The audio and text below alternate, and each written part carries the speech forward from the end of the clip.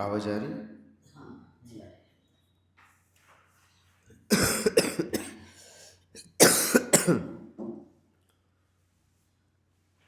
नमो अरिहन्तान् नमो सिद्धाणं नमो आयर्याणं नमो गच्छायाणं नमो लोये सवसाहुणम्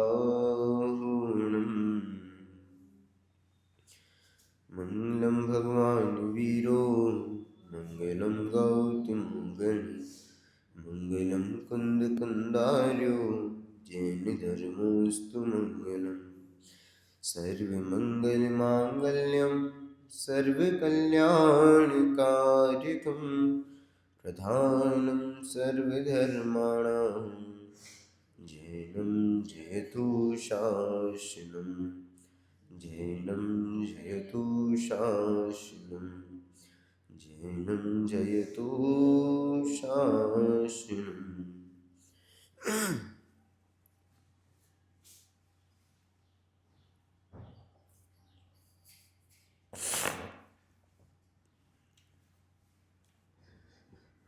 हमारी चर्चा हमने हमारे जीवन में क्या क्या तकलीफ़ें हैं, क्या क्या समस्याएं हैं, यहाँ से प्रारंभ की और ये देखा कि बाहरी रूप से तो इच्छाएं जो हैं वो हमारे दुखों का कारण होती हैं, पर जब इच्छाओं पर भी गौर किया जाता है कि इच्छा उत्पन्न क्यों हो रही हैं, तो उसमें चीज़ निकल के आती है कि हमारे दुखों का जो एक्चुअल कारण है वो अज्ञान है, जो अंदरूनी कारण है जिसके कारण सारी प्रॉब्लम क्रिएट हो रही है, चाहे इच्छाएं हो, चाहे आकुलता हो, चाहे दुख हो, जो कुछ भी हो रहा है, टेंशन, डिप्रेशन, जो जितनी भी चीज़ें हैं वो सब अज्ञान के कारण है।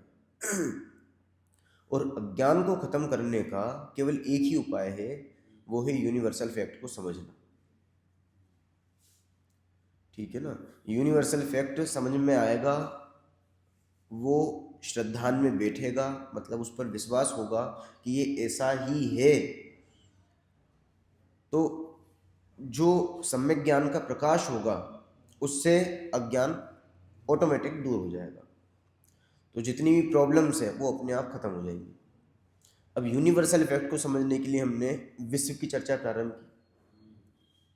विश्व की चर्चा इसलिए करी क्योंकि विश्व में सभी वस्तुएं समाहित हो जाती हैं, सभी कार्य समाहित हो जाते हैं।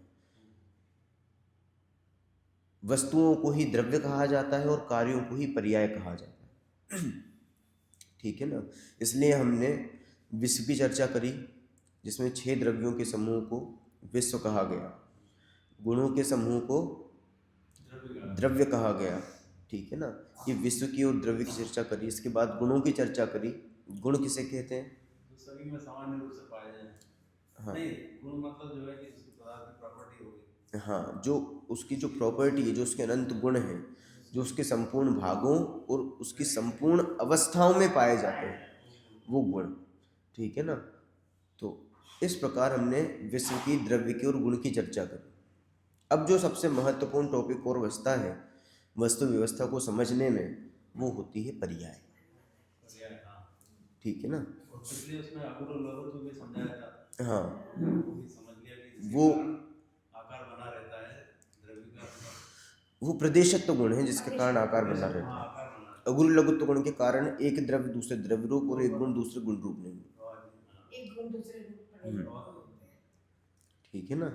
तो ये चीज हमने देखी थी सामान्य गुणों में, अस्तित्व गुण, वस्तुत्व, द्रव्यत्व, प्रमेयत्व, अगुण लघुत्व और प्रदेशत्व। इन गुणों के माध्यम से भी हमने वस्तु स्वरूप ही समझा। अच्छा, ये केवल 6 ही होते हैं ऐसा नहीं है, सामान्य गुण भी कई प्रकार के, बहुत सारे होते हैं। 6 नहीं, कैटेगरी भी नहीं है, 6 गुण मुख्य रूप से फोकस किए गए हैं ताकि हमें वस्तु व्यवस्था समझ में आए। ठीक ना? इसलिए हमने ये 6 गुण पढ़े थे। अब जो बहुत महत्वपूर्ण इंपॉर्टेंट टॉपिक आता है वो है पर्याय, क्योंकि द्रव्य हमें डायरेक्ट दिखाई नहीं देता, गुण हमें डायरेक्ट दिखाई नहीं देते। यदि द्रव्य को पकड़ना है या फिर गुण को पकड़ना है, तो ये दोनों किसके माध्यम से पकड़ में आते हैं? वो पर्याय के माध्यम से ही पकड़ में आते हैं। आपको यदि एक चीज़ ध्यान हो, पहले अपन ने बात करी थी कि पर्यायों से गुण और गुणों से द्रव्य पकड़ में आता है। ना डायरेक्ट द्रव्य पकड़ में आएगा, ना डायरेक्ट गुण पकड़ में आएगा। आप ये नहीं बोल सकते कि ये जैसे ऐसे दिखाई दे रहा है तो ये पुद्गल द्रव्य है, आपने कैसे पहचाना? इसकी पर्याय से, इस पर्याय में है ये। उसकी पर्याय से पहचाना, कैसे कि पुद्गल द्रव्य है। तो पुद्गल द्रव्य में कौन सा गुण है जिसे आपने पहचाना? वर्ण गुण, मुख्य रूप से वर्ण गुण, ठीक है ना। और वर्ण गुण की कौन सी पर्याय है कि वो आपने पहचाना? स्कंद वाली पर्याय जो होती है। नहीं, स्कंद वाली पर्याय तो ठीक है, वर्ण में कौन सा वर्ण है, उसका कौन सा कलर है? अच्छा, सफेद कलर से, हाँ। सफेद वर्ण से आपने पहचाना, सफेद कलर से आपने पहचाना, ठीक है ना। तो ये सफेदी जो दिखाई दे रही है, सफेदी क्या है? ये पर्याय है। हाँ, इसमें ये भी हो सकता है ना, कोई दूसरी चीज है, आकार, भाई जैसे एसी का आकार देख के कि ये एसी है। हाँ, वो सारी चीजें सारी चीजें वो उसमें ही जाएंगी। ये ब्लैक भी हो सकता है, ये वो जितने भी कलर होंगे ना, वो सब वर्ण गुण के हैं, ठीक है ना। और वर्ण गुण किस में पाया जाता है? पुद्गल द्रव्य में पाया जाता है। इसलिए हम पर्याय के माध्यम से गुण को पहचाना और गुणों के माध्यम से द्रव्य को पहचाना। बात समझ में आ रही है ना। तो जो भी कार्य है वो सब पर्याय है। पर्याय को एक और इस रूप में भी डिफाइन कर सकते हैं कि द्रव्य या गुण का जो भी वर्तमान रूप है वो पर्याय है। अब जैसे आपको वर्तमान में ये चीज कुर्सी दिखाई दे रही है, तो कुर्सी क्या हो गई? ये उसकी पर्याय हो गई। पर्याय हो गई, क्योंकि किसी ना किसी द्रव्य का वर्तमान अवस्था ही है ना ये। अब द्रव्य का जो भी वर्तमान होगा और जो कुछ भी आपको दिखाई दे रहा है वो सब पर्याय है। बात समझ में आ रही है? वो पर्याय को अब थोड़ा अपन समझते हैं। तो मुझे ये बताइए, क्या द्रव्य और गुण बदलते हैं कि नहीं बदलते? द्रव्य और गुण कभी नहीं बदलते, कभी नहीं बदलते। कभी उनसे पर्याय बदलता है। हाँ, उनकी अवस्थाएं पर्याय बदलती हैं, वो भी निश्चित समय पे निश्चित पर्याय होती है। अब देखिए, यदि द्रव्य और गुण कभी नहीं बदलते तो फिर ये जो लगातार चीजों में बदलाव होता दिखाई दे रहा है, वो उसका परिणमन है। हाँ परिणमन है और वो उसके पर्याय है। हाँ, मतलब बिल्कुल। वो समय की पर्याय है। देखो, द्रव्य और गुण नहीं बदलता, जो बदलता है वो पर्याय है, ठीक है ना। और इसके एक और गुण भी अपन ने पढ़ा था पिछली कक्षा में, अगुरु लघुत्व गुण। तो अगुरु लघुत्व गुण के कारण क्या होता है? द्रव्य में चेंज तो होते हैं, गुणों में चेंज तो होते हैं, मतलब बदलाव तो होता है दोनों में, पर ऐसा बदलाव नहीं होता कि एक द्रव्य दूसरे द्रव्य रूप और एक गुण दूसरे गुण रूप हो जाए। सोना चांदी बन जाए वो नहीं होता। हाँ, ठीक है ना। ये भी उदाहरण है। एक्चुअल में सोना भी चांदी बन सकता है, क्योंकि सोना भी पर्याय है ना, चांदी भी पर्याय है। तो ये चीज पॉसिबल है।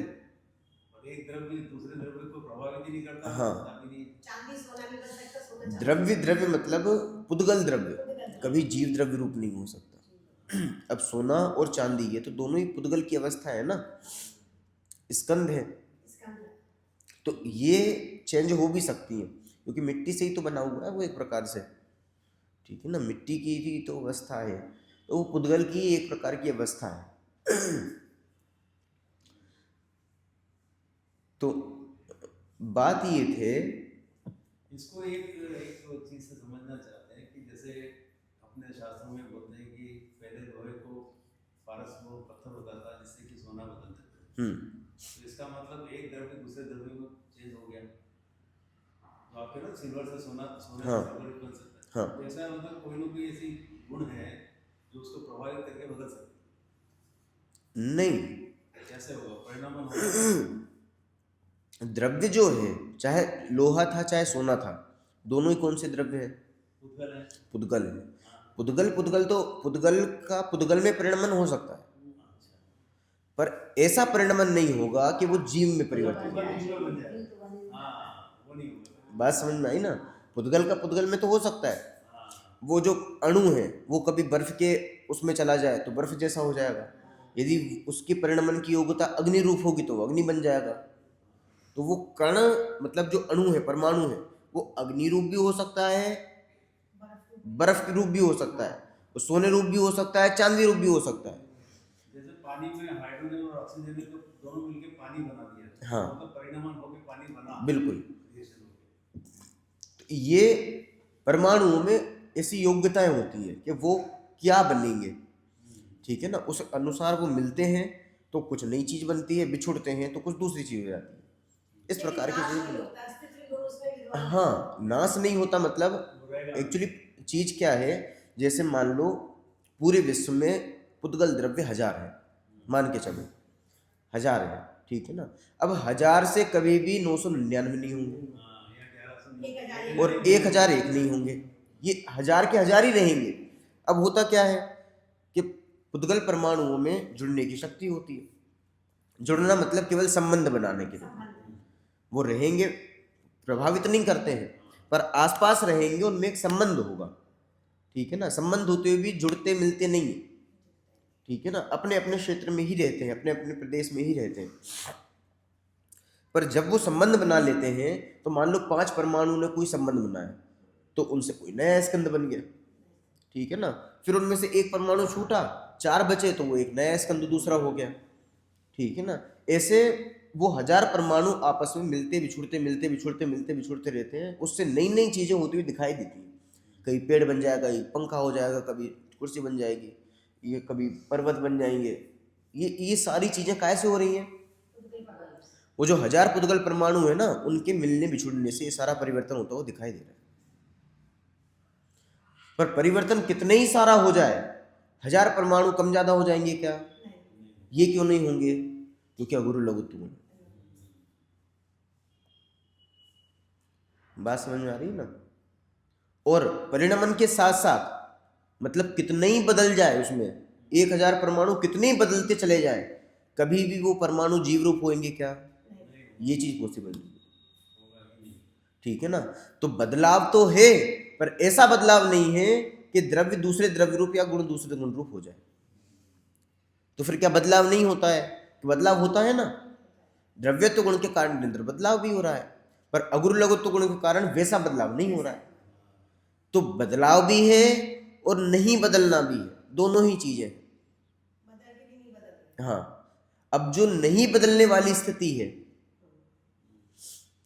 उसको समाज द्रव्य और गुण कहा जाता है, और जो बदलने वाली स्थिति है उसको पर्याय कहा जाता है। और जो बदल कर भी नहीं बदलने वाली स्थिति है वो प्रमाण का द्रव्य कहलाती है। बात समझ में आई? देखो तीन तीन चीजें हुई, मैं बता देता हूँ।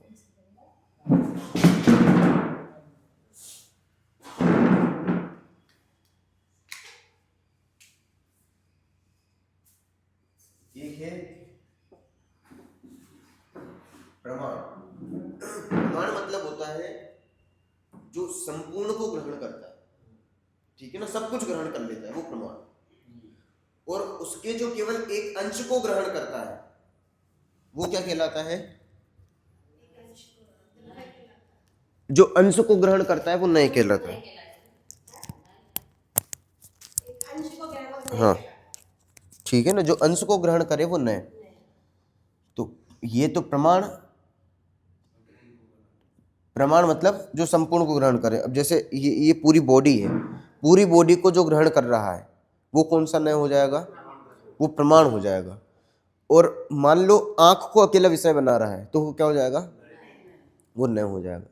अब केवल आंख को ले रहे हैं अपन, तो पूरी आंख ले तो क्या हो जाएगा?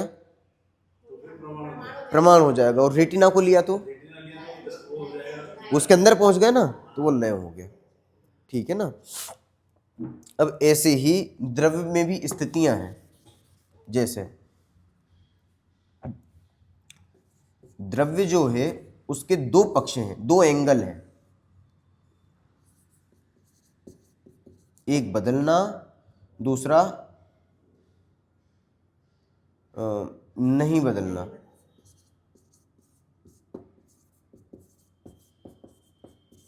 मतलब स्थिरता।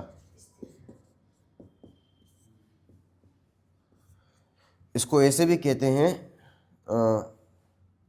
दूसरे शब्द में कहें तो अनित्यता, और इसको कहते हैं नित्यता। ठीक है। अब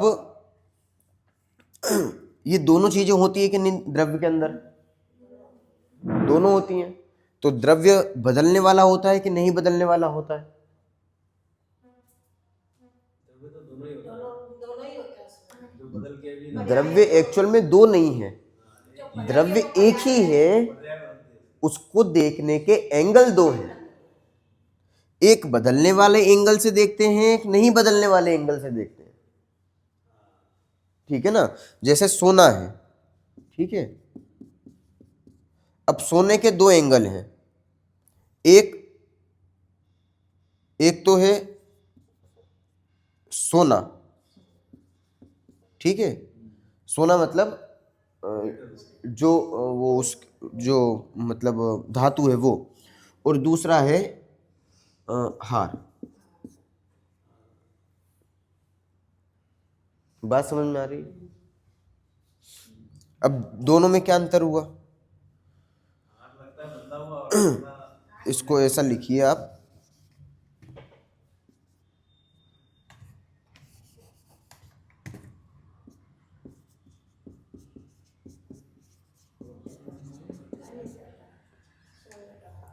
सोने का हार।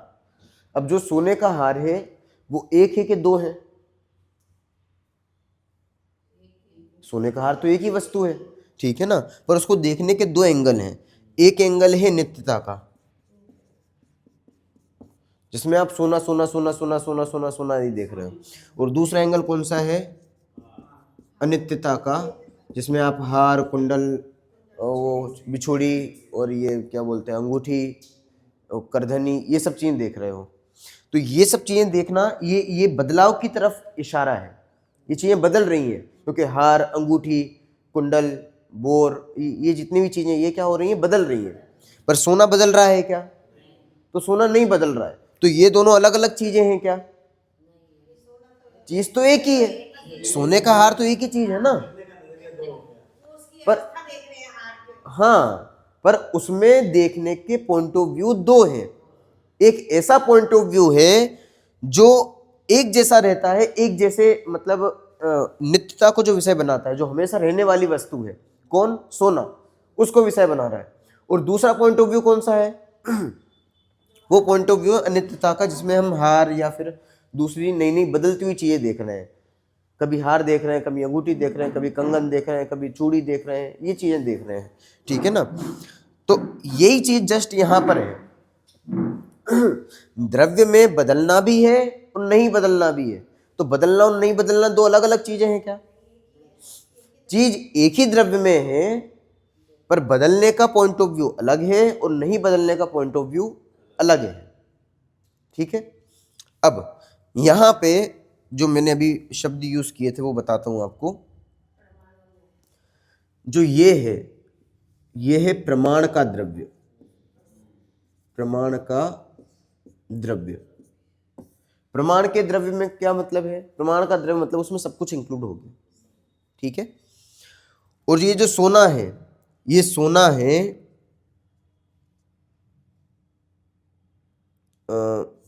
द्रव्यार्थिक नय का द्रव्य।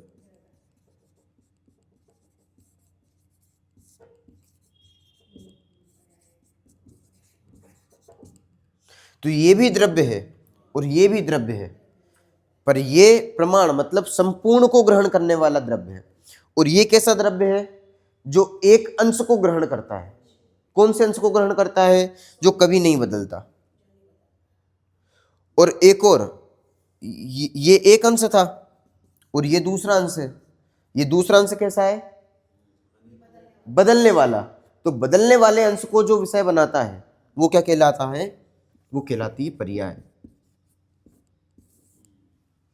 इसको जैसे ये द्रव्यार्थिक नय का द्रव्य कहा, ऐसे ही इसको पर्यायार्थिक नय की पर्याय भी कहते हैं। पर्यायार्थिक नय की पर्याय। बात समझ में आई ना? मतलब पर्यायार्थिक न्याय से ये पर्याय है और ये क्या है, ये द्रव्य है। तो द्रव्यार्थिक न्याय का द्रव्य कहीं बदलता है? नहीं बदलता। और प्रमाण का द्रव्य बदलता है कि नहीं बदलता है? बात समझ में आ रही है? दिक्कत हो रही है? अभी अभी और इसको सरल कर देते हैं।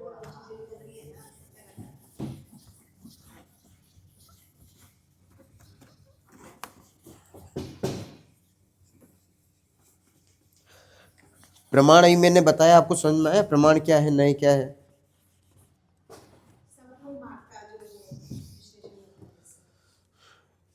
जिसमें सब कुछ गर्भित हो जाए वो प्रमाण, जिसमें सब कुछ मुख्य हो और उसका एक पार्ट जब फोकस किया जाता है तो वो न्याय कहलाता है। आप पूरे शरीर को देख रहे थे, वो प्रमाण, और आंख पर फोकस किया आपने तो वो क्या हो गया?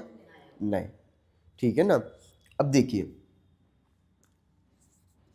बदल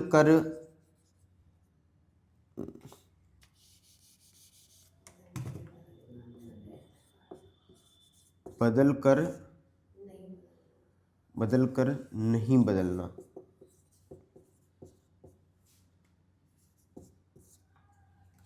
अब इसमें बदलना भी है, नहीं बदलना भी है, तो दोनों पक्ष हाईलाइट हो रहे हैं।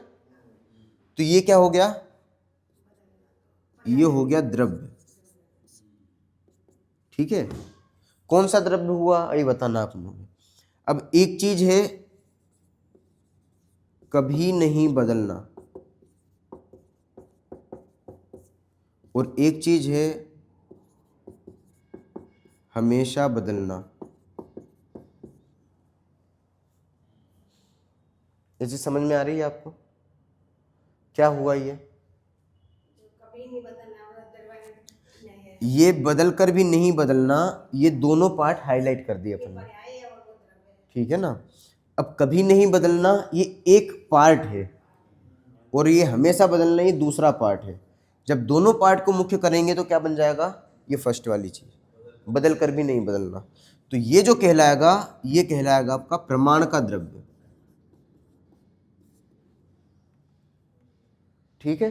प्रमाण मतलब संपूर्ण को ग्रहण कर लिया। कभी नहीं बदलना ये भी आपका द्रव्य कहलाएगा, पर ये कौन सा द्रव्य है? ये द्रव्यार्थिक न्याय वाला द्रव्य। इसको आप इसको दूसरे शब्द में एक और कह सकते हैं, दृष्टि का विषय या द्रव्य। और ये हमेशा बदलना ये क्या है? ये पर्याय है। तो ऑल टोटल बताने का मतलब केवल इतना है, द्रव्य दो प्रकार के हैं।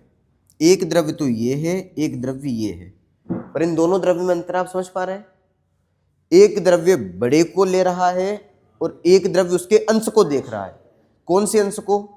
जो कभी नहीं बदलता। ठीक है ना? जैसे इसका यदि उदाहरण देखें तो इसका उदाहरण क्या बनेगा? सोने का हार। इसका उदाहरण क्या बनेगा? सोना। और इसका उदाहरण क्या बनेगा? हार। बात समझ में आ रही है?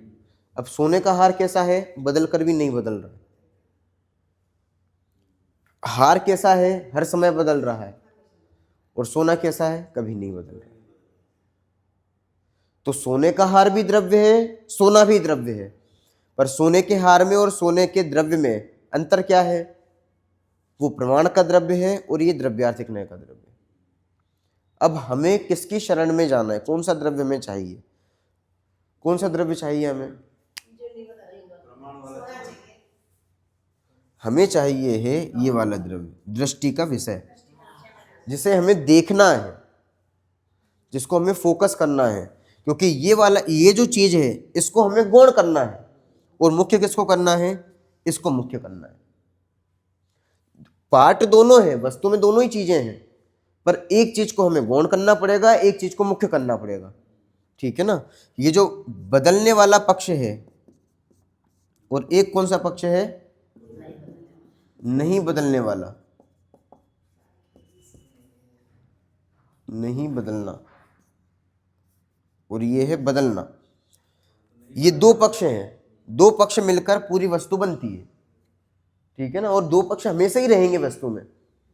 जैसे मैं हूं तो मैं बदल रहा हूं कि नहीं बदल रहा, हमेशा बदल रहा हूँ। एज हमेशा बढ़ रही है, ऊंचाई कद हमेशा बढ़ रहा है, ठीक है ना। बुढ़ापे की तरफ बढ़ रहे हैं। तो ये सारी चीजें क्या है, बढ़ना, निरंतर बदलना।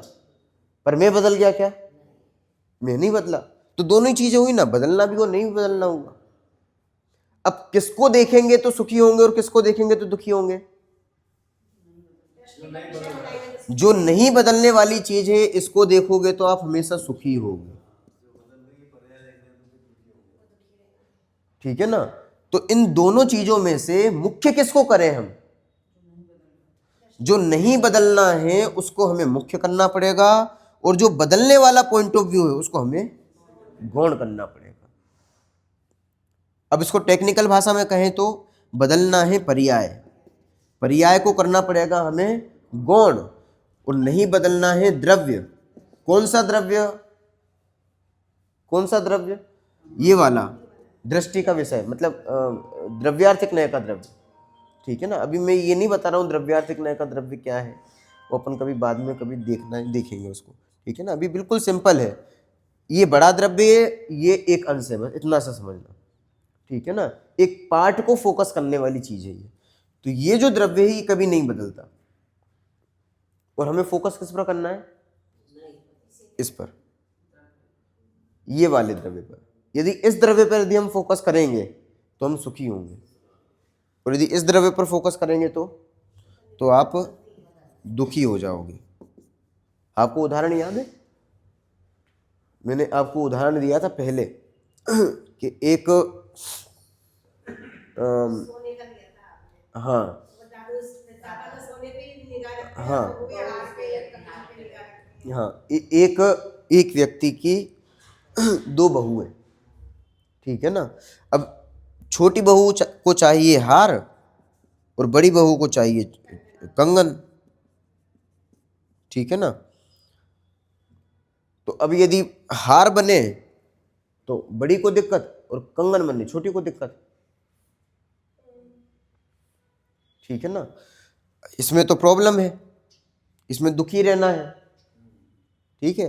और हार बनता है तो वो भी मान लो 100 ग्राम गोल्ड से आपने हार बनाया, तो हार बना तो भी 100 ग्राम गोल्ड है, और कंगन बने तो भी कितना गोल्ड है, 100 ग्राम ही गोल्ड है। अब यहाँ पे बाबूजी हैं, ठीक है ना। बाबूजी की दृष्टि कहाँ है, वो सोने पर है। उनको पता है कि चाहे हार बने चाहे सोना बने, मेरा सोना जो है वो 100 ग्राम का 100 ग्राम रहे, वो कभी बदलने वाला नहीं है। उसको कितना ही हम बदल दें, चाहे हार में, चाहे चूड़ी में, चाहे कंगन में, चाहे करधनी में, वो कभी चांदी हो जाएगा क्या, उसकी क्वालिटी कभी कम हो जाएगी क्या, उसका पीलापन थोड़ा कम हो जाएगा क्या, घिस जाएगा क्या, वो कैसा हो जाएगा, उसमें कोई भी परिवर्तन होने वाला नहीं है।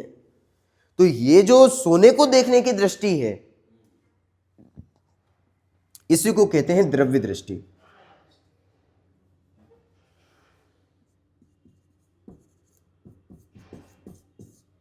और ये जो बदलाव को देखने की दृष्टि है, ये हार कंगन देखने की दृष्टि है, इसी का नाम है पर्याय दृष्टि। पर्याय देखेंगे दुखी होगे, ठीक है ना। क्यों, क्योंकि पर्याय तो बदल जाएगी, और जो चीज बदल जाएगी यदि आप उसको देखोगे तो आप हमेशा दुखी होगे। क्यों दुखी होगे, क्योंकि बदल जाने वाला है, तो अवस्था तो निरंतर बदल ही रही है। और हर समय बदल रही है, ठीक है ना। आपको लग रहा है कि सोने का जो हार है वो कंटिन्यू बना हुआ है, और वो बना हुआ नहीं है, उसमें हर समय परिवर्तन हो रहा है। बात समझ में आ रही है ना। तो ये स्थिति है। तो बदल कर भी नहीं बदलना, ये कैसा द्रव्य है, प्रमाण का द्रव्य। इसमें बड़ा द्रव्य आ गया, जिसमें दोनों ही पक्ष मुख्य हो गए, ठीक है ना।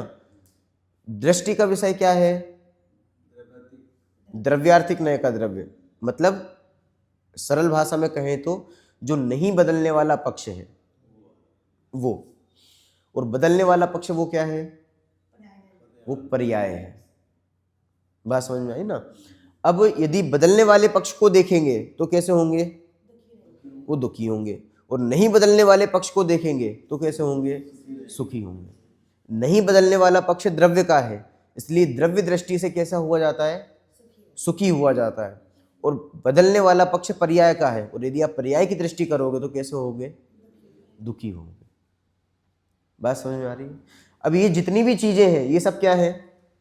सब पर्याय है। पर्याय है। यदि आप इनको देखोगे दुखी होगे, और इनमें जो कॉमन चीज है जिससे ये बना हुआ है, जो इनमें बदल कर भी नहीं बदल रहा, तो वो क्या है? ये किनसे बना हुआ है? प्रमाण प्रमाण पुद्गल से बना हुआ है ना। ये जितना भी आपको दिखाई दे रहा है, वह पुद्गल या फिर स्कंद को देखोगे, अणु परमाणु को देखोगे, आपको राग द्वेष ही नहीं होंगे, आप दुखी ही नहीं हो पाओगे। ठीक है ना? चाहे बिल्डिंग बन जाए, चाहे बिल्डिंग धड़ाम करके नीचे आ जाए। अब बिल्डिंग बनी थी 100 परमाणुओं से, अब वो धड़ाम करके नीचे आ गई, मिट्टी बन गई, तो अब 100 के परमाणु खत्म हो गए क्या? खत्म तो नहीं, वैसे के वैसे ही हो, तो कोई दिक्कत नहीं है। क्यों? क्योंकि उसमें अस्तित्व गुण है। रहा तो पूरा का पूरा ना। हाँ, पहले वाली अवस्था अब नहीं रही, पर अवस्था तो चेंज होती ही है, वो तो हर समय चेंज हो रही है। बात समझ में आ रही है ना? तो ये जो चीज है, ये चीज है बदल कर भी नहीं बदलना,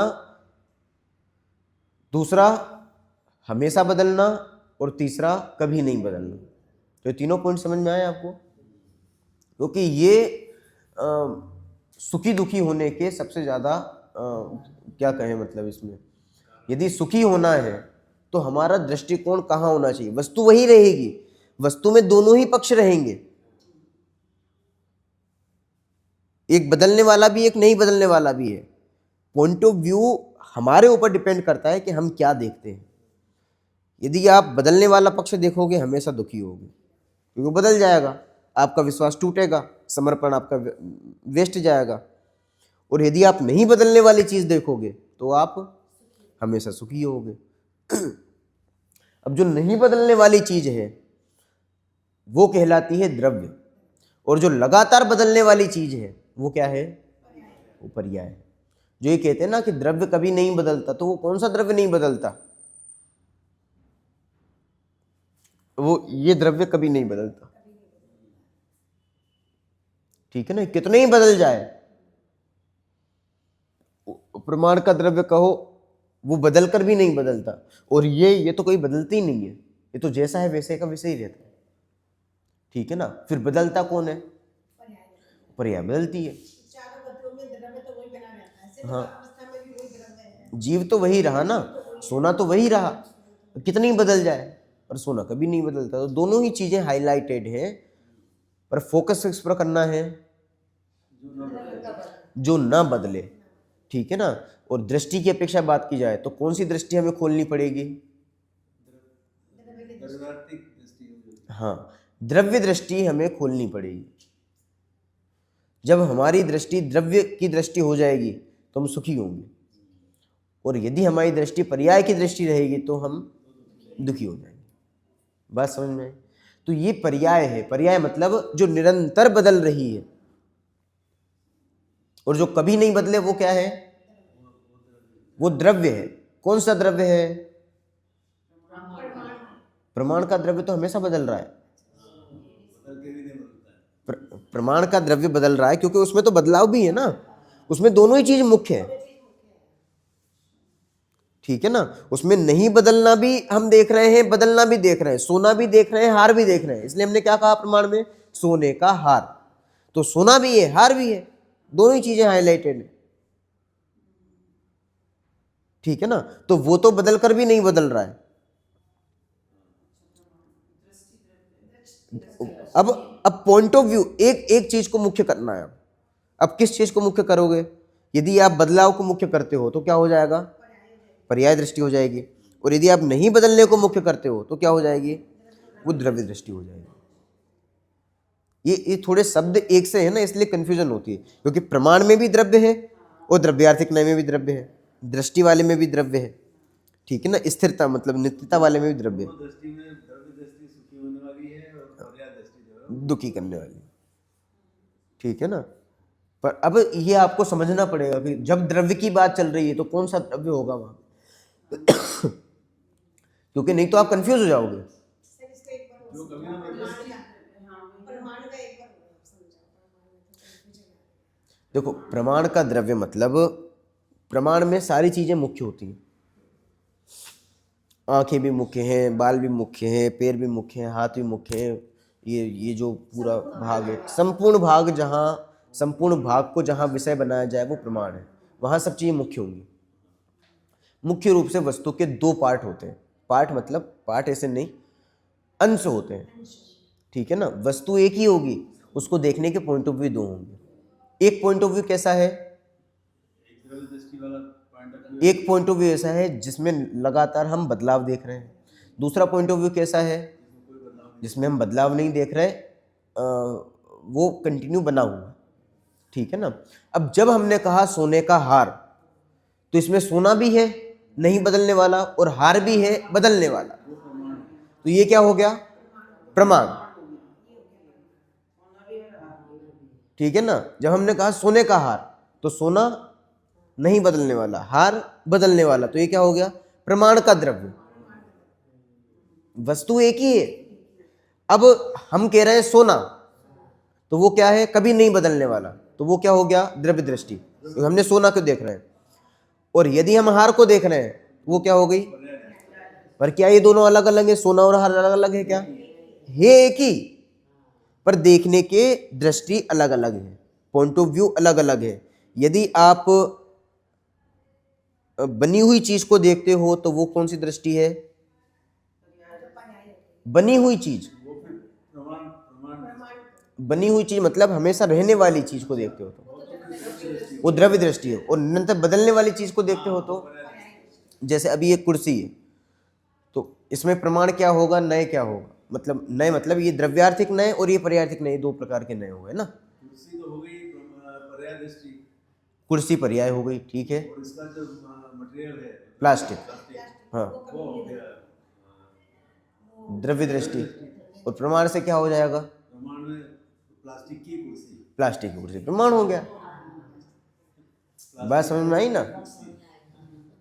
अब इसमें एक और चीज जो दिखाई दे रहा है वो क्या है? पर्याय है। इसलिए मैंने पहले कहा था ना, पर्याय मतलब जो दिखाई देता है, और जो दिखाई और जो उसमें कॉमन है वो द्रव्य है। अब कॉमन क्या है इसमें? प्लास्टिक। अब यदि आप प्लास्टिक को देखोगे तो दुखी नहीं होंगे, क्योंकि प्लास्टिक को कैसे ही तोड़ मरोड़ दिया जाए, प्लास्टिक तो बना रहेगा ना, वो कभी भी बिगड़ने वाला नहीं है। इसलिए यदि दृष्टि वहां पर है तो हम सुखी दुखी नहीं होंगे। पर यदि कुर्सी पर है तो कुर्सी थोड़ी बेंड हो गई या फिर टूट गई तो हम दुखी होते हैं। अब कुर्सी पर आते हैं तो ये कुर्सी हमारे दहेज में आई थी, मायके से आई थी, तो और दुखी। फिर इस पर ये क्यों बैठ गए? ये तो माँ यहाँ की कुर्सी थी। अब ये दुख की श्रृंखला क्यों बढ़ती जा रही है? क्योंकि आप किसको देख रहे हो? आप कुर्सी को देख रहे हो, आप पर्याय को देख रहे हो, आप हमेशा दुखी होगे। आप द्रव्य को देखो ना, वही के वही। कौन से द्रव्य को? जो नहीं बदलने वाला है, ठीक है ना। अब एक और चीज, प्रमाण का द्रव्य वस्तु को समझने के लिए होता है। मतलब यदि आपको समझना है तो आप प्रमाण से समझोगे, पर जब आपको सुखी होना है तो कौन सा द्रव्य देखना पड़ेगा आपको? तो द्रव्य दृष्टि करनी पड़ेगी आपको, दृष्टि का विषय आपको देखना पड़ेगा, ठीक है ना। क्यों? क्योंकि दृष्टि के विषय में पर्याय जो है वो गौण हो जाएगी। गौण हो जाएगी मतलब उसको आप कुर्सी नहीं देखोगे, आप फिर क्या देखोगे? फिर आप प्लास्टिक देखोगे, ठीक है ना। खराब भी होगी, रिसाइकल हो जाएगी। बिल्कुल। अब दर्पण होता है, दर्पण, दर्पण में मोर दिखाई दे रहा है। अब मुझे ये बताओ, यहां पर प्रमाण क्या है, द्रव्य क्या है और पर्याय क्या है? आप बताओ। दर्पण में मोर दिख रहा है।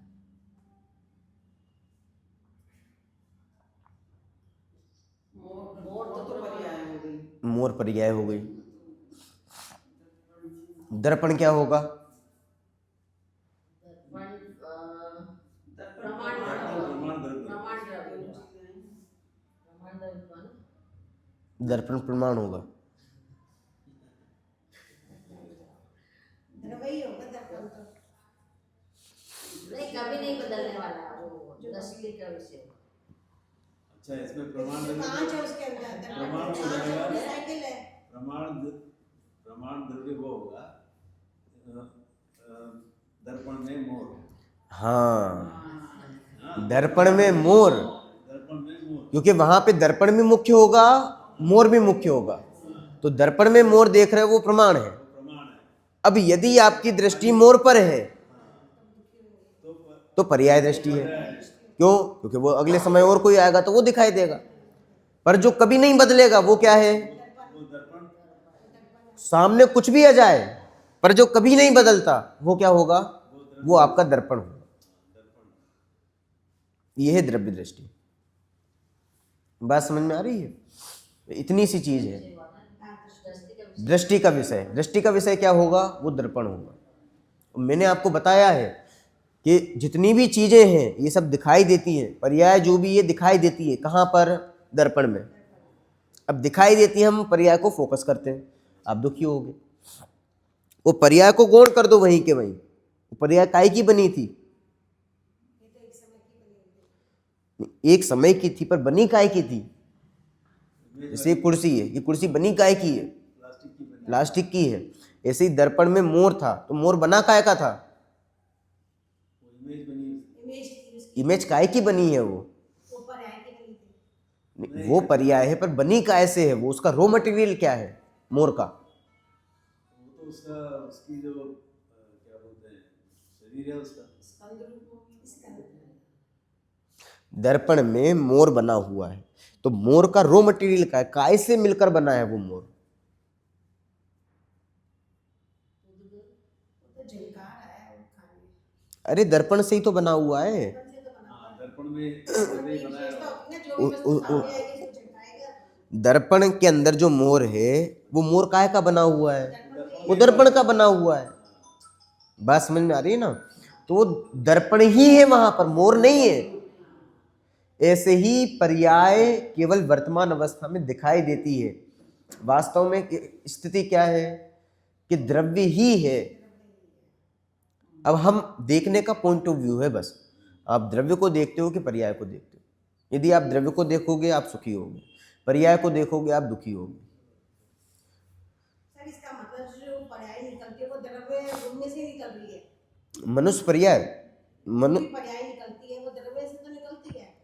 अब देखो, पर्याय भी दो प्रकार की है, ठीक है ना?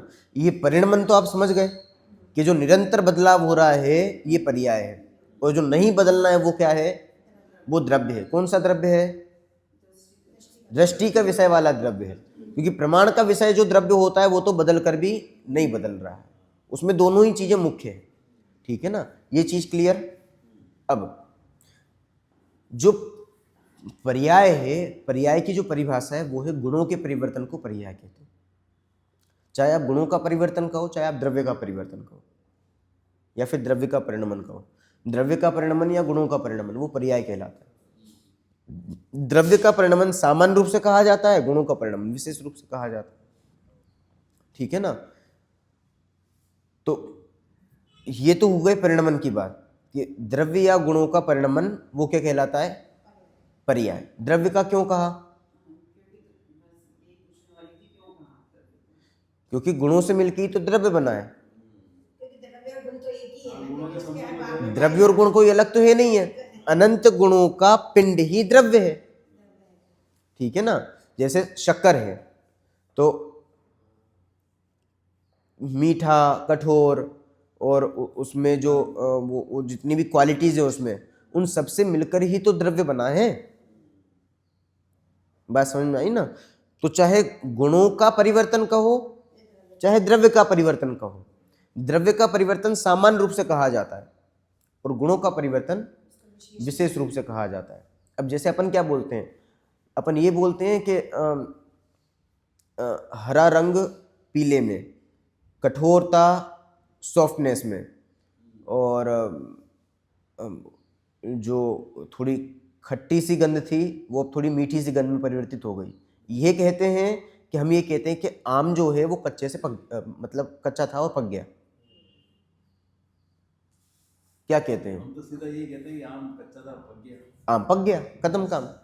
अब आम क्या है? वो द्रव्य है, ठीक है ना। और ये जो उसका कठोरपना था वो अब नरम हो गया, सॉफ्ट हो गया, ठीक है।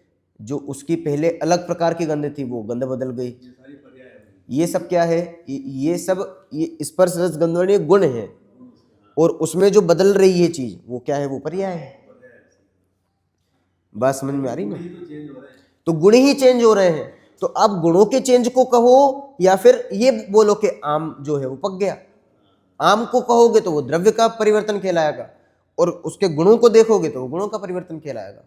तो आम जब द्रव्य का परिवर्तन जब बोला जाता है तो सामान्य रूप से बोला जाता है, और गुणों का परिवर्तन जब बोला जाता है तो वो विशेष रूप से समझाने के लिए और गहराई में जाकर वो चीज समझाई जाती है कि आम बदल गया मतलब क्या हो गया, आम पक गया मतलब क्या हुआ, कि वो कठोर से सॉफ्ट हो गया, हरे से पीला हो गया। ये सब क्या है? ये समझाना है, ये गुणों का परिवर्तन है। और आम पक गया ये द्रव्य का परिवर्तन है। तो द्रव्य का परिवर्तन कहो चाहे गुणों का परिवर्तन कहो, दोनों ही पर्याय है, ठीक है ना। पर यहां ध्यान रखना, परिवर्तन ऐसा नहीं होता है कि अन्य द्रव्य रूप हो जाए या फिर अन्य गुण रूप हो जाए। ये चीज बराबर ध्यान रखना, ठीक है। तो गुणों के परिवर्तन को या फिर द्रव्य के परिवर्तन को क्या कहते हैं? पर्याय कहते हैं। ये है पर्याय की एक्चुअल परिभाषा, ठीक है। अब हमें ये जो परिवर्तन दिखाई दे रहा है, जैसे पंखा बदल रहा है या फिर ये जितनी भी चीजें बदल रही हैं, ये हाथ पांव हिल रहे हैं, ये भी तो परिवर्तन है कि नहीं है? तो ये कौन से गुण का परिवर्तन है? कौन से द्रव्य का परिवर्तन है? दरवत्य गुण का है। एक्चुअल में ये परिवर्तन गुणों या पर्यायों का नहीं है, ये गुणों का नहीं है। ये परिवर्तन कैसा है? अपन ने देखा था, जैसे मान लो ये जो डिब्बी है ये बदल रही है, तो ये डिब्बी बदल रही है, इसमें चेंजेस हो रहे हैं कि नहीं हो रहे हैं? तो इसमें चेंजेस हो रहे हैं, तो ये एक द्रव्य है क्या? ये तो एक स्कंध है। स्कंध माने मान लो ये 100 परमाणुओं से मिलकर बना हुआ है, तो इसका मतलब 100 परमाणु वो सेपरेट द्रव्य, उसमें कितने गुण हैं? एक द्रव्य में अनंत गुण, तो 100 परमाणु में कितने गुण हो गए? 100 द्रव्य में अनंतानंत गुण हो गए, और अनंतानंत गुणों की अनंतानंत पर्याय हो रही है, क्योंकि हर गुण की पर्याय होगी। बात समझ में आ रही है? तो हर गुण की पर्याय हो रही है, इसीलिए ये जो इसका जो बदलाव है, क्या वो एक गुण का बदलाव है या एक द्रव्य का बदलाव है, कि बहुत सारे द्रव्यों के बहुत सारे गुणों का एक साथ बदलाव है? ये तो बहुत सारे द्रव्यों का बदलाव है एक साथ। हाँ, बात समझ में आ रही है? तो हमें जो कुछ भी दिखाई दे रहा है ना, यहां पर तो काफी सारे द्रव्य परिवर्तन कर रहे हैं। परिवर्तन मतलब बदलाव हो रहा है उनमें, उनकी अवस्थाओं में चेंजेस हो रहे हैं। तो ये जो परिवर्तन दिखाई दे रहा है, ये परिवर्तन बहुत सारे द्रव्यों का परिवर्तन है। और हम जो पर्याय जो पढ़ रहे हैं, पर्याय क्या है? गुणों का परिवर्तन या फिर द्रव्य का परिवर्तन। तो वो क्या है? वो एक द्रव्य के परिवर्तन की बात है। और ये जो परिवर्तन दिखाई दे रहा है ये बहुत सारे द्रव्यों का परिवर्तन है। बात समझ में आ रही है? तो परिवर्तन दो प्रकार के हो गए, एक जो गुणों का परिवर्तन है। गुणों का परिवर्तन समझ गए आप? गुणों का परिवर्तन कोई एग्जांपल दे सकते हैं? वैसे अभी मैंने दिया था अभी। हाँ, तो आम के गुण कौन कौन से हैं? आम का मतलब आम तो खुद एक स्कंद है, और उसमें गुण कौन कौन से हो गए? खट्टा हुआ, खट्टे से मीठा हुआ। खट्टा मीठा ये तो पर्याय है, वो खट्टा मीठा तो बदल गया ना। स्पर्श हो गया। जो नहीं बदला वो गुण है स्पर्श। स्पर्श पहले कठोर था फिर नरम हो गया, पर कठोर और नरम में दोनों में स्पर्श तो बना रहा ना, कठोर स्पर्श नरम स्पर्श, ठीक है ना। ऐसे पहले हरा था फिर पीला हो गया, तो इसमें जो कलर नाम का गुण है, वर्ण नाम का गुण है, वो नहीं बदला। हरा और पीला दोनों में कॉमन चीज क्या है? वर्ण। तो वो नहीं बदलता, गुण नहीं बदला, पर बदल क्या गया? उसका जो रंग है वो बदल गया। कौन सा रंग, कैसा रंग बदल गया? कि पहले हरा था वो पीला हो गया, तो हरे से पीला, तो हरा और पीला क्या है, ये पर्याय है। और वर्ण क्या है, वो गुण है। इसलिए अपन ने बात की थी द्रव्य और गुण नहीं बदलते। तो कौन से द्रव्य और गुण नहीं बदलते, ये वाले नहीं बदलते, ठीक है ना। तो स्पर्श रस गंध वर्ण है, ये नहीं बदलते, पर ये बदलते कि नहीं बदलते हैं, ये बदलते हैं। क्यों, हरे से पीला होना क्या है, ये बदलाव है। पर हरे से पीला हो गया तो क्या वर्ण गुण मतलब कलर जो है वो क्या रस में कन्वर्ट हो गया क्या, तो ये है नहीं बदलना। तो बदलना भी है, नहीं बदलना है। इसलिए अपन ने कहा कि द्रव्य और गुण नहीं बदलते हैं और पर्याय बदलती है। तो द्रव्य और गुण नहीं बदलते, वो किस अपेक्षा से, इस अपेक्षा से। मतलब वर्ण वर्ण ही रहा, हाँ, वर्ण रस में नहीं बना। वो नहीं बदला, तो वो इस अपेक्षा से। और निरंतर बदल रहा है किस अपेक्षा से, वो पर्यायार्थिक नय की तरफ से। और द्रव्यार्थिक नय से वो कभी नहीं बदलता। पर अब यदि द्रव्य और गुण को बदलाव, द्रव्य और गुण बदलते कि नहीं बदलते हैं, कि बदल कर भी नहीं बदलते हैं, ये कौन सी अपेक्षा है, ये प्रमाण वाली अपेक्षा है। द्रव्य और गुण बदल कर भी नहीं बदलते। बात समझ में आ रही है। गुण बदल कर भी बदला कि नहीं बदला, गुण बदल कर भी बदला कि नहीं बदला, नहीं मतलब गुण ही रहा। गुण बदला भी और नहीं भी बदला, क्योंकि कलर तो चेंज हुआ, पर कलर चेंज होने के बाद भी वर्ण तो वही रहा ना। पहले हरा वर्ण था, अब कैसा वर्ण हो गया, अब पीला वर्ण हो गया, तो ये बदला। पर वर्ण बदल कर अगले समय क्या रस हो गया क्या, वो गंध हो गया क्या, ऐसा नहीं बदला। तो बदलना भी है, नहीं बदलना भी है, दोनों ही पॉइंट ऑफ व्यू है। दोनों पॉइंट ऑफ व्यू जहां हाईलाइट हो वो क्या है, प्रमाण।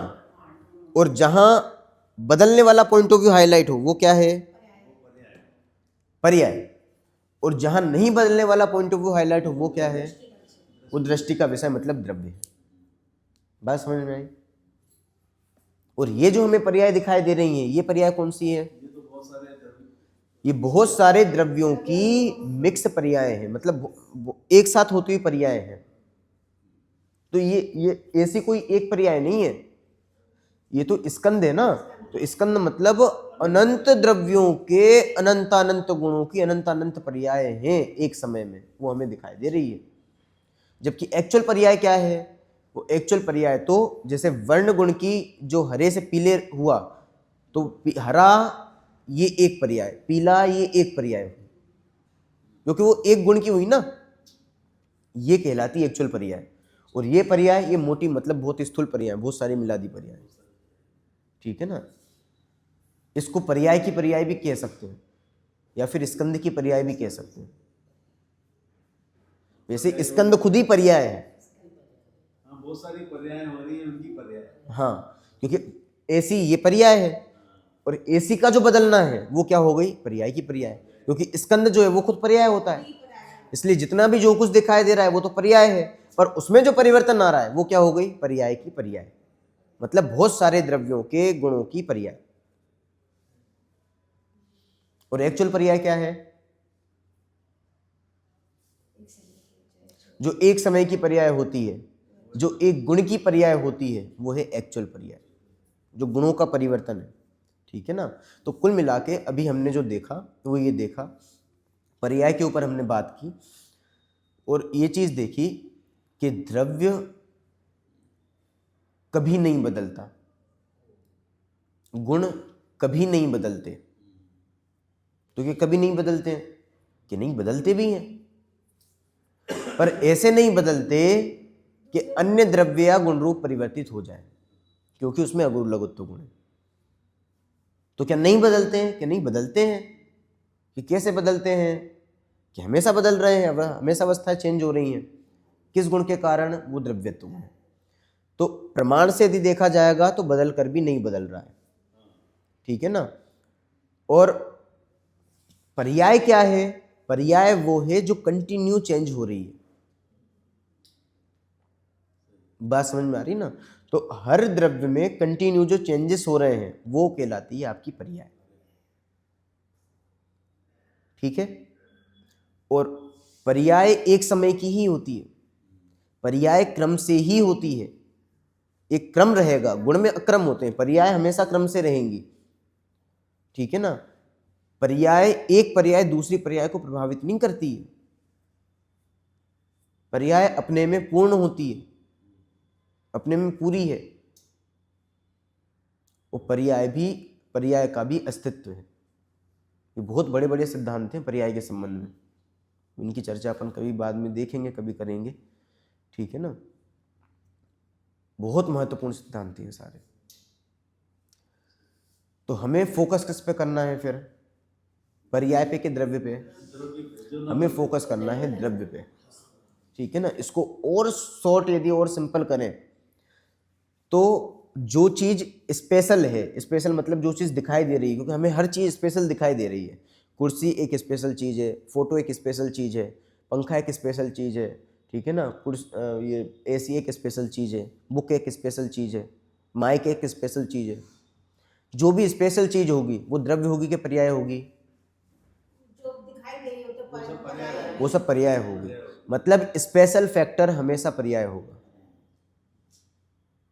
और यदि आपको द्रव्य दृष्टि करनी है तो क्या समझना पड़ेगा? उसमें जो कॉमन है उस कॉमन फैक्टर को आप मुख्य कर दो, क्योंकि कॉमन फैक्टर हमेशा द्रव्य होगा। अब यदि आपको सुखी होना है तो आप कॉमन फैक्टर मुख्य करो, और यदि आपको दुखी होना है तो आप स्पेशल फैक्टर मुख्य कर दो। कुर्सी स्पेशल फैक्टर है और कॉमन फैक्टर क्या है? प्लास्टिक, वो कॉमन फैक्टर है। बात समझ में आई ना। दर्पण में मोर, तो मोर क्या है? स्पेशल है। और दर्पण क्या है? कॉमन फैक्टर है। बात समझ में आई ना। और दर्पण का उदाहरण बार बार क्यों दे रहा हूं? वो इसलिए दे रहा हूं क्योंकि दर्पण के समान ही हमारा आत्मा है, और आत्मा में जैसे दर्पण में मोर दिखाई देता है वैसे ही आत्मा में सारी चीज दिखाई देती है। अब जैसे ही दिखाई देती है तो दिखाई क्या देती है? वो पर्याय। अब हम दृष्टि करते हैं पर्याय की तरफ। जैसे ही पर्याय की तरफ दृष्टि करेंगे, जैसे मान लो मेरे ज्ञान में भगवान महावीर स्वामी आए, तो ये क्या हुई? पर्याय दिखाई दी उसमें। अब हमने भगवान महावीर को जाना, और जाना तो फिर ये भगवान महावीर हैं, ये हमारे भगवान हैं, ये ऐसे होते हैं वैसे होते हैं, ये राग द्वेष उत्पन्न हुआ है, ठीक है ना। तो हम वीतरागी कैसे होंगे? जब फोकस पर्याय पे ना हो, यदि हम वो पर्याय को गौण कर दें और द्रव्य को मुख्य कर दें, मतलब दर्पण को मुख्य कर दें, तो हम वीतरागी हो जाएंगे। वीतरागी होना मतलब समझ रहे हो आप? हम भगवान बन जाएंगे। भगवान बनने का उपाय ये है कि हम पर्याय को गौण करके द्रव्य को मुख्य करें। यहां दर्पण में जो कुछ भी दिखाई दे रहा है ना, उस पर यदि आपका फोकस पॉइंट होगा, आप हमेशा दुखी होगे। दर्पण में आप चेहरा देखोगे, वो स्पेशल फैक्टर है, और दर्पण में उसी समय मतलब उसी समय वहां पर दर्पण भी है, चेहरा भी है, दर्पण भी है। आपका फोकस पॉइंट क्या है? यदि चेहरे को देखोगे तो आप बिंदी को इधर उधर करते रहोगे, चेहरा देखोगे और राग द्वेष करते रहोगे।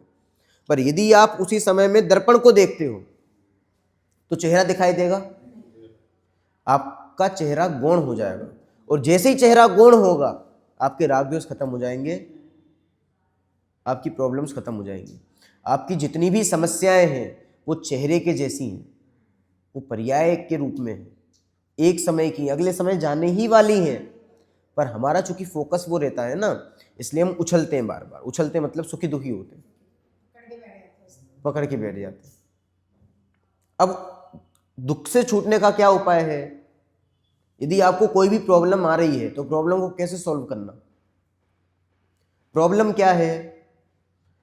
वो चेहरे की भांति है। उस चेहरे को आप गौण कर दो, उस प्रॉब्लम को गौण करके प्रॉब्लम का कॉमन फैक्टर देखो, मतलब उसके अंदर क्या था, किसके का, मतलब प्रॉब्लम बनी काय की है, परमाणु द्रव्य को देखना है, उसको देखो जिसके कारण स्पेशल प्रॉब्लम बनी मतलब प्रॉब्लम जो आपको दिखाई दे रही है वो दिखाई काय में दे रही है, वो ज्ञान में तो दिखाई दे रही है। अब आप ज्ञान को देखोगे तो प्रॉब्लम दिखाई नहीं देगी, और प्रॉब्लम दिखाई नहीं देगी तो प्रॉब्लम सॉल्व हो गई।